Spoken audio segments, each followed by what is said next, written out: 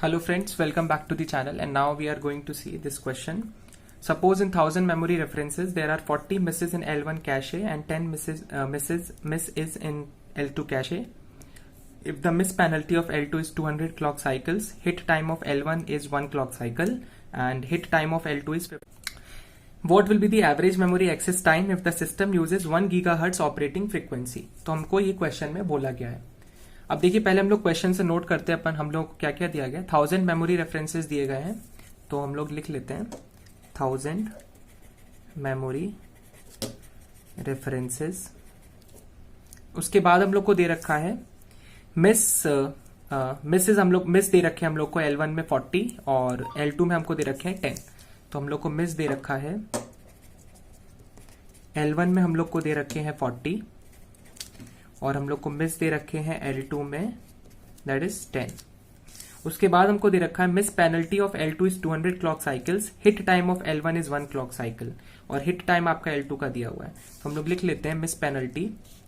तो हमको दी हुई है miss penalty of L2 is equal 200 और हमको हिट दिया गया है L1 का दैट इज 1. हिट टाइम हमको दिया गया है और हम लोग को उसके बाद हिट टाइम हमको दिया गया है L2 का दैट इज 15.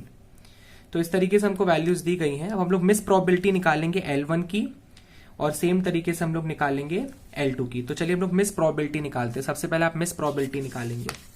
मिस होने की क्या प्रोबेबिलिटीज हैं, तो हम लोग कैलकुलेट करते हैं. मिस प्रोबेबिलिटी L1 की हमारी आ जाएगी. तो मिस हमारे L1 में कितने हुए हैं, 40 हुए हैं. तो 40 टोटल हम लोग के पास हो गया 1000, क्योंकि हमारे पास 1000 मेमोरी रेफरेंसेस थे. तो 1000 में हमारे पास यहाँ पर आंसर आ जाएगा 0.04. इसी तरीके से हम लोग अभी मिस प्रोबेबिलिटी निकाल चुके हैं, तो हिट हम लोग को पता चल जाएगा. हिट हम लोग का हो जाएगा 1 - 0.04 दैट इज 0.96. अब हम लोग निकालेंगे मिस प्रोबेबिलिटी L2 की. L2 की तो मिस प्रोबेबिलिटी L2 की हमारी कितनी निकल कर आएगी. L2 की हमारे पास आ जाएगी 10. हमारे पास मिस है तो 10 डिवाइडेड बाई टोटल 1000 थे तो 0.01. अब आप हिट निकाल सकते हो. हिट हमारी हो जाएंगे 1 - 0.01 दैट इज 0.99. तो ये हमारी वैल्यूज आ गई. अब हम लोग का जो फॉर्मूला होता है, तो फ्रेंड्स अब हम लोग कैलकुलेशंस करते हैं. तो पहले आपको फॉर्मूला दिखा दूं मैं. एवरेज मेमोरी एक्सेस टाइम का फॉर्मूला होता है L1 hit into L1 probability of hit plus L1 probability of miss, L2 hit into L2 probability of hit plus L2 probability of miss into L2 miss penalty. तो हम लोग values अब बस put करते हैं. तो हमारे पास L1 हिट जो दिया है वो कितना दिया है, 1 दिया है. तो 1 पुट कर देंगे. L1 हिट आपको 1 दिया है. L1 हिट प्रोबेबिलिटी आपको कितनी दी गई है, आपको L1 की हिट की प्रोबेबिलिटी दी गई 0.96. तो 0.96 पुट कर देंगे. L1 मिस की प्रोबेबिलिटी आपको दे रखी है 0.04, तो आप 0.04 लिख दोगे.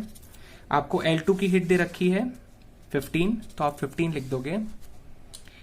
इंटू L2 की हिट आपको दे रखी है. L2 की हिट आपको कितनी दे रखी है, L2 की हिट आपको दे रखी है आपको L2 की प्रोबेबिलिटी 0.99 और आपको दिया गया है L2 मिस प्रोबेबिलिटी आपको दे रखी है. L2 मिस की प्रोबेबिलिटी आपको दे रखी है 0.01 इंटू L2 की मिस पेनल्टी आपको दे रखी है 200. तो जब आप इसको सॉल्व करोगे तो हमारे पास जो वैल्यू आएगी वो आएगी 1.634 नैनो सेकेंड्स. अब मैं आपको एक चीज बता दूं, 1 गीगाहर्ट्ज जो होता है वो आपका बराबर होता है 1 साइकिल्स पर नैनो सेकेंड. तो आप एक काम कर सकते हो, नैनो सेकेंड्स को आप कन्वर्ट कर सकते हो साइकिल्स में. तो उसको करने के लिए आपको क्या करना है, 1.634 में नैनो सेकेंड से मल्टीप्लाई कर दीजिए 1 गीगाहर्ट्ज का. तो ये आपके पास आ जाएगा 1.634 नैनो सेकेंड्स इंटू 1 साइकिल पर नैनो सेकेंड. तो नैनो सेकेंड से nano second cancel, 1.634 cycles is the answer. तो इस तरीके से हम लोग कैलकुलेशंस करते हैं. Thank you friend.